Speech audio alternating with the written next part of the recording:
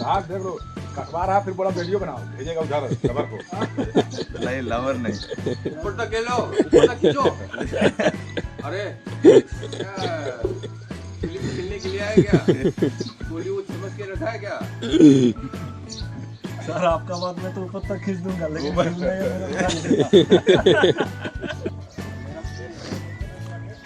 Minor मकल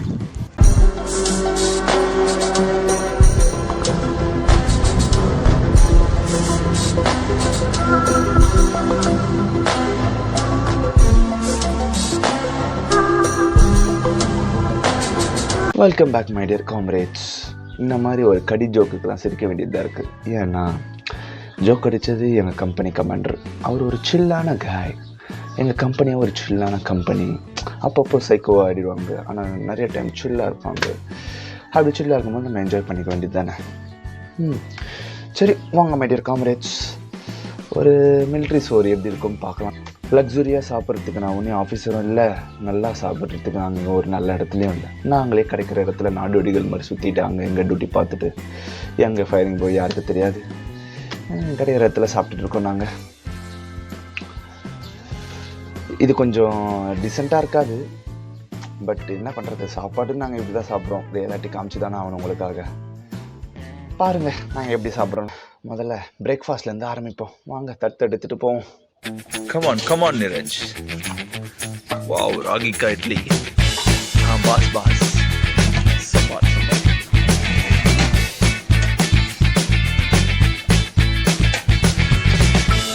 बस चटनी इडली का ऊपर डालो थोड़ा ये क्या दूध है बाद में बादाम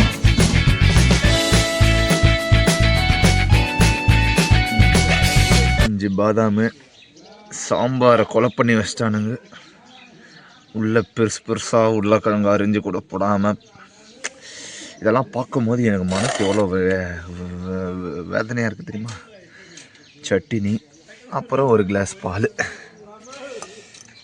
சண்டே காலையில் இப்படி தான் நாங்கள் சாப்பிடுவோம். சரி வாங்க ஃபுட் ரிவ்யூ பண்ணலாம். இட்லி சாஃப்டாக இருக்குது. சரி இது இப்படி பண்ணக்கூடாது, ஃபுட் ரிவ்யூ மாதிரி பண்ணோம். இட்லி பூ போல அதேதான். சாம்பார் உப்பு இல்லை. Chutney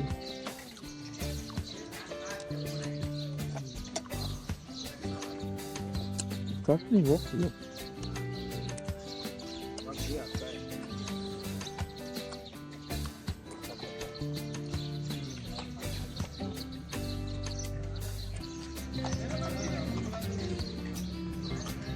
பாதாமும் okay.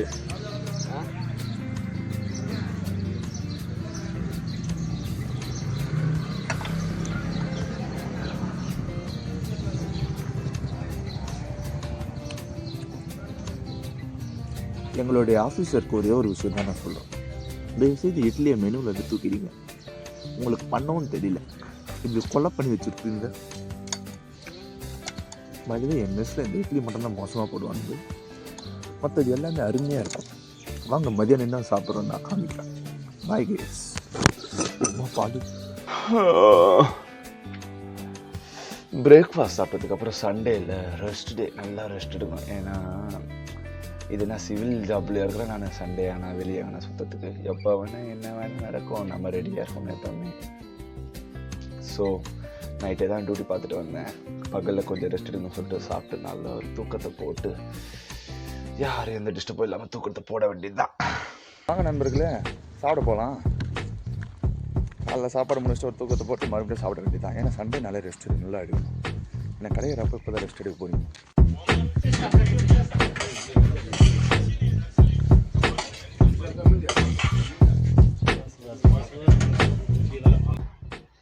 My dear comrades, biryani கிடைக்கிற அளவுக்கு நாங்கள் ஒன்றும் நல்ல இடத்துல இல்லை.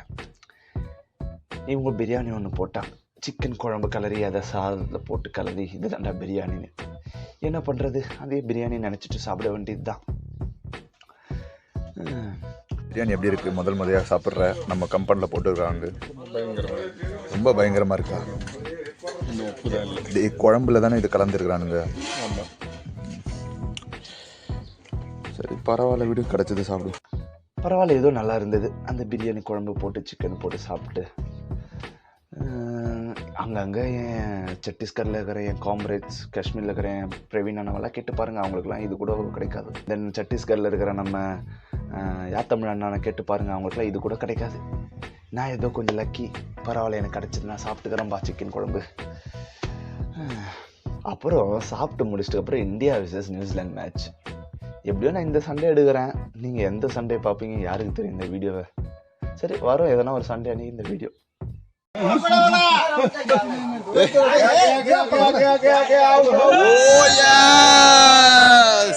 இந்தியா விசஸ் நியூசிலாந்து மேட்ச் ஆரம்பிச்சது. சும்மா எல்லாரும் ஃபேமிலி மாதிரி ஒன்றா உக்காந்து டிவி முன்னாடி போயிட்டு பார்க்க ஆரம்பிச்சிடும். அப்படியே ஒரு 3-4 மணி போல் நல்லா ஒரு காஃபி, டீ அண்ட் தென் பக்கோடாலாம் கொடுத்து அந்த ஒரு மேட்ச் அப்படியே ஒரு சூப்பராக போச்சுப்பா.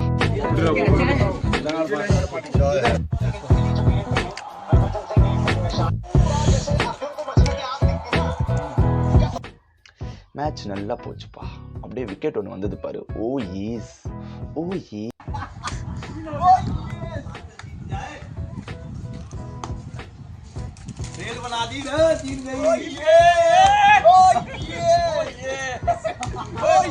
மாட்டினா. அப்புறம் மேட்ச்லாம் பார்த்துட்டு நைட்டு ஒரு அருமையான ஒரு டின்னர். பனா பனா बस बस नीरज आज कौन जीतेगा? कोई नहीं जीतेगा.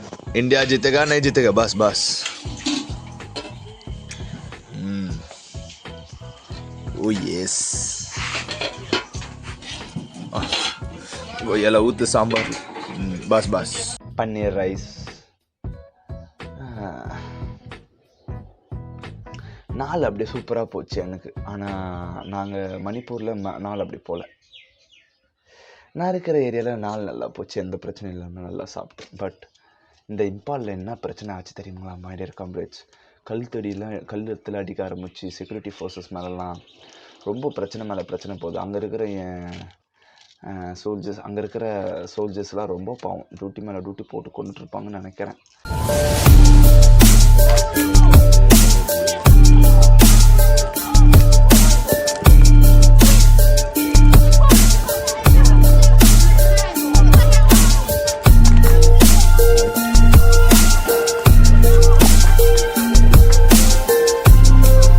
சாப்பிட்றதுக்கு கூட நேரம் இருந்திருக்காது. ஏன்னா அந்த மாதிரி பிரச்சனை போயிட்டு இருக்குது மணிப்பூரில்.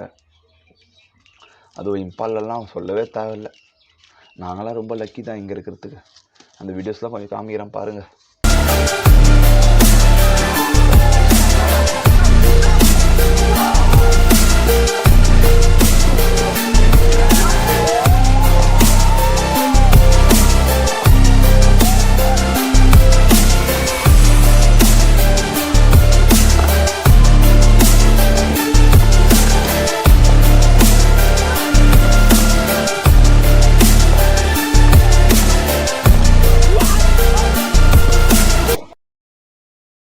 சரி அவ்வளோதான்ப்பா. இது ஒரு ஷார்ட் அண்ட் ஸ்வீட்டாக முடிஞ்சிட்ருக்கோன்னு நினைக்கிறேன். இந்த ஒரு வைபு எப்படி இருக்குது சொல்லுங்கள். வீடியோ இந்த மாதிரி என்ன கண்டினியூ பண்ணணுமா? இன்னொரு நாள் இந்த மாதிரி என்ன vlog எடுக்கணுமா? இன்னொரு டே சண்டே ஃபுல் டே இப்படி தான் சாப்பிட்டேன். ஒரு நாளைக்கு ஒரு டிஷ் இருக்கும், ஒரு நாளைக்கு ஒரு மெனு இருக்கும். அடுத்து எந்த டேக்கு எந்த மெனு வேணும் நீங்கள் கேளுங்க, பார்ப்போம். நம்ம ஃப்ரீயாக இருந்தால் வீடியோ எடுப்போம். அண்ட் தென் நிறைய பேர் இந்த SSCGD கட் ஆஃப் பற்றி கேட்டுட்டு இருந்தீங்க. அதுக்கும் எனக்கு எந்த சம்மந்தமும் இல்லை. நானும் அந்த போர்டில் உட்காந்துட்ருக்கேன் என்ன கட் ஆஃப் வருதுன்னு. அதுக்கெலாம் நிறைய பேர் கேல்குலேட் பண்ணி இந்த சந்துரு மேக்ஸ் மாதிரி பெரிய சேனல்லாம் இருப்பாங்க. ஏன்னா அவங்ககிட்ட நிறைய ஸ்டூடெண்ட்ஸ் இருப்பாங்க. அவங்க ஸ்டூடெண்ட்ஸ் மூலிமா அந்த கட் ஆஃப்லாம் எடுத்து அவங்க மார்க்லாம் கேட்டு அவங்க ஒரு கேல்குலேட் பண்ணி சொல்லுவாங்க. அவங்களுக்கு சொல்கிறது கரெக்டாக இருக்கும். நம்மக்கிட்ட கேட்டால் நம்ம எப்படி சொல்கிறது? ஸோ யாருன்னா SSCGD பற்றி கட் ஆஃப் என்ன தெரியணுன்னா நம்ம சந்துரு மேக்ஸ் அண்ணன் சேனலை விசிட் பண்ணுங்கள். அவருக்கு நல்லா கட் ஆஃப் பற்றி கிளியராக சொல்லுவார் அவர். அப்புறம் என்னங்க வேறு என்ன சொல்லணுங்களா? சொல்லணுன்னா கமெண்ட்டில் சொல்லுங்கள், அப்புறம் நான் வரேன்.